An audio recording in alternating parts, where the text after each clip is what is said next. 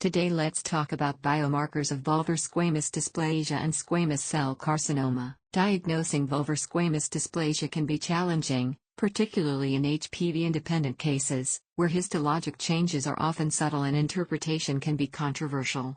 Recently described entities such as differentiated exophytic vulvar intraepithelial lesion, DEVIL, vulvar acanthosis with altered differentiation, VAD, and verruciform lichen simplex chronicus, VLSC, have further complicated the diagnostic landscape.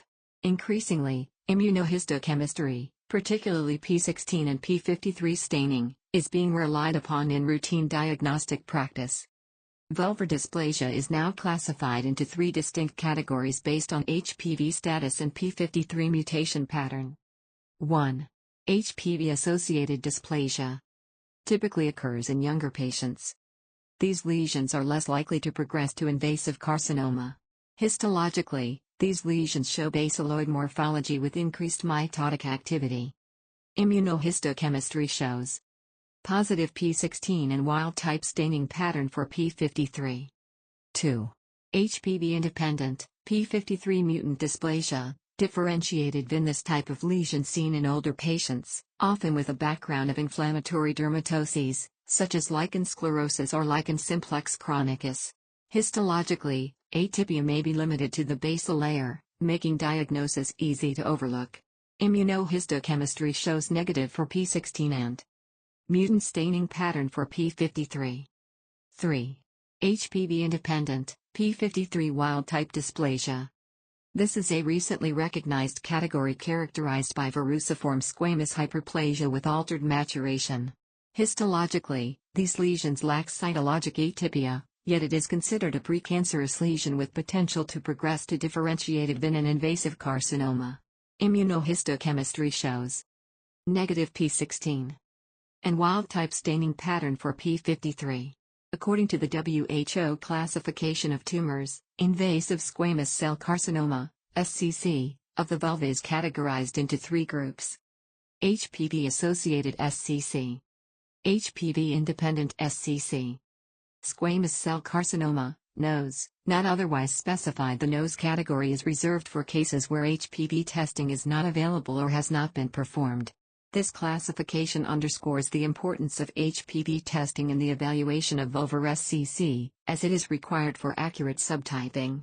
In contrast, P53 immunohistochemistry is considered optional, though it is increasingly known that P53 mutant tumors have worse clinical outcome compared with P53 wild-type tumors. Accurate classification is clinically important, as substantial evidence shows that HPV-independent vulvar squamous dysplasia carries a higher risk of progression to invasive squamous cell carcinoma compared to HPV-associated lesions.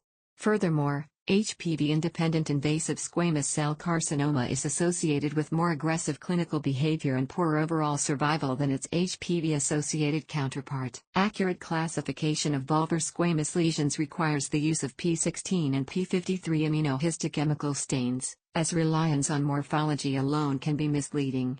While HPV-associated lesions are typically basaloid and non-keratinizing, and HPV-independent lesions are generally keratinizing, there is significant morphologic overlap between the two categories. As illustrated in this table, 15.2% of HPV-associated tumors exhibit keratinizing morphology, while 10.2% of HPV-independent tumors show a basaloid pattern. These findings highlight the limitations of morphology and reinforce the need for immunohistochemistry in routine diagnostic practice. These are two examples that demonstrate how morphology alone can be misleading. The left image shows a basaloid vulvar high-grade dysplasia, which would typically suggest an HPV-associated lesion. However, P53 shows diffuse aberrant staining, indicating the lesion is actually HPV-independent. The right image displays extensive keratinization, raising suspicion for an HPV-independent lesion. Yet, P16 immunostaining is diffusely positive, confirming that the lesion is HPV-associated. These examples highlight the critical role of immunohistochemistry in the accurate classification of vulvar squamous lesions. Now let's turn our attention to the interpretation of P16 and P53 immunohistochemical staining in vulvar squamous lesions, starting with P16. According to the Lower Anogenital Squamous Terminology, LAST, project, published in 2012, P16 positivity is defined as strong, diffuse nuclear and cytoplasmic staining of all basal epithelial cells, with variable extension into the mid and upper epithelial layers, typically involving 1/3 to 2/3 of the epithelial thickness. This pattern is referred to as block-positive staining and is indicative of high-risk HPV-associated lesions. P16 negative staining is typically focal, weak, or patchy staining of the epithelium. Staining is not continuous and does not involve basal cells. Positive P16 immunohistochemical staining is highly accurate in predicting high-risk HPV infection in vulvar squamous lesions, with reported sensitivity exceeding 90%. However, it is not perfect. There are cases where P16 is block-positive, yet high-risk HPV is undetectable, and conversely, some HPV-positive lesions may show negative P16 staining. Presented here are two examples showing strong P16 positivity alongside mutant P53 expression. In such cases, molecular testing, for example, HPV in situ hybridization, ISH, with or without P53 gene sequencing, is essential for definitive classification. In both of these examples, HPV-ISH was negative, supporting an HPV-independent pathway despite the misleading P16 positivity. An important pitfall in P16 interpretation in vulvar pathology arises when a high-grade squamous intraepithelial lesion, HSIL, is superimposed on lichen simplex chronicus. In such cases, P16 staining is limited to the basal and parabasal layers, involving less than 1/3 of the epithelial thickness. This attenuated staining pattern can be misinterpreted as negative. It is crucial to recognize this pattern and correlate with histologic features to avoid underdiagnosing an HPV-associated lesion. For any equivocal or atypical P16 staining pattern, HPV in situ hybridization, ISH, can be performed as an adjunct test to help establish an accurate diagnosis. Now let's turn our attention to the interpretation of P53 immunohistochemical staining.